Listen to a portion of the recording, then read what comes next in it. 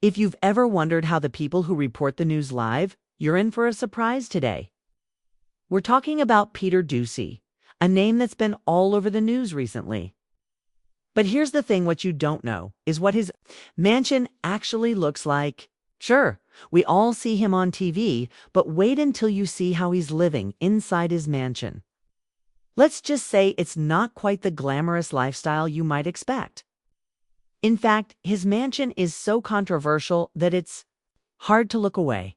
You're going to want to watch this video until the very end, because what you'll see might change the way you think about him and his lifestyle. Trust me, you don't want to miss this. Peter Doocy might be known for his reporting skills and his connection to the political world, but what about his personal life? We rarely get a peek into the private world of these public figures, and that's exactly why we're taking you inside his mansion today. When you think of a mansion, you probably imagine luxury, high-end furniture, beautiful landscapes, and a place that makes you feel comfortable. Well, Peter's mansion doesn't exactly fit that description. And once you see the photos, you'll understand why people are talking. At first glance, his mansion looks like it's meant to impress. The architecture is grand, and there's plenty of space. But as you take a closer look, things start to feel off. The space that's supposed to be a sanctuary just doesn't seem to have the warmth and comfort you'd expect. The furniture looks like it was picked more for show than for actual use. Imagine walking into a living room full of cold, hard furniture that doesn't invite you to sit down and relax. It just makes you want to leave. And that's just the beginning. One of the first things that strikes you about Peter's mansion is the lack of personal touch. There are no family photos, no little things that make a house feel like a home. Instead, the walls are lined with oversized, impersonal art that seems to belong in a museum, not in a space meant for living. It feels as though the house was built for display, not for comfort or practicality. Every corner looks carefully curated, but not in a way that makes you feel welcomed. It's as if the house is screaming for attention, but in all the wrong ways. And then there's the decor. The colors are neutral, maybe a little too neutral. Instead of a warm, inviting space, it feels a bit cold and sterile. The rooms, though large, feel empty and uninviting. There's no warmth, no personality. It's the kind of place where everything looks perfect but doesn't quite feel right. You have to ask yourself, why does a space like this lack character? It's as if the mansion is more about impressing others than actually creating a comfortable environment for its residents. The kitchen, a space that's meant to be the heart of any home, is another area where Peter's mansion falls short. You'd expect to see a kitchen that's both functional and stylish after all. It's a mansion. But instead, it's an overwhelming space with too many countertops and an excessive number of high-end appliances. It's a kitchen that feels more like a showroom than a place where meals are made and shared. Instead of feeling cozy and warm, it feels like something you'd expect to see in a restaurant, not a home. And there's no warmth or soul in it, just a lot of shiny surfaces and unused space. Now, let's talk about the bathrooms. You'd think that in a mansion, the bathrooms would be luxurious and relaxing, right? Not so in Peter's home.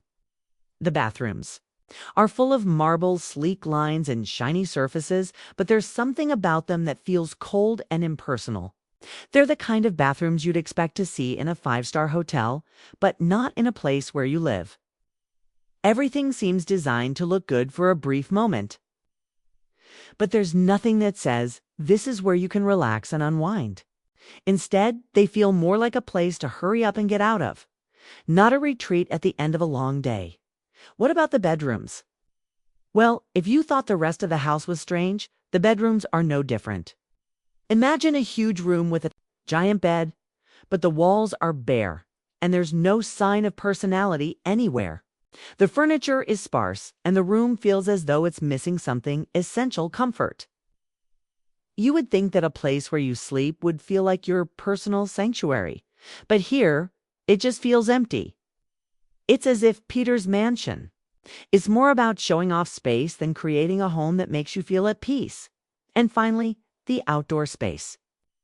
If you've seen pictures of his mansion's exterior, You'll notice the vastness of the property, with large lawns and grand entrances, but even this space feels off. Instead of lush gardens or cozy outdoor spaces, there's a sense of emptiness. The outside doesn't feel inviting or lived in. It's all about looks and less about comfort. It's nothing here that makes you want to spend time outside, which is exactly the opposite of what a mansion's backyard should do. So, what's the deal with Peter Doocy's mansion? It's clear that it's not a place where you'd expect to feel warmth or comfort. The house is all about appearance, not about creating a lived-in, welcoming space. From the cold furniture to the impersonal rooms, it seems like the mansion was designed for show, not for living. Instead of a cozy family home, it's more like a display case meant to impress, not meant to be enjoyed. Now we've seen all these details, but what's the bigger picture here? Peter Doocy's mansion might be filled with luxury, but it misses the mark in what really matters, the feeling of home. It's a place that looks good at first glance, but doesn't give you that warm, inviting feeling that a home should have. Is this really how we want to live? It's a reminder that sometimes it's not about how big the house is or how much it costs. It's about how it makes you feel. Thanks for watching this look inside Peter Doocy's mansion. Do you think he should make some changes to his home to make it feel more comfortable and welcoming? Or do you think it's just fine as it is? Let me know your thoughts in the comments below. And don't forget to like and share this video with your friends. Be sure to subscribe for more content like this, and I'll see you in the next one.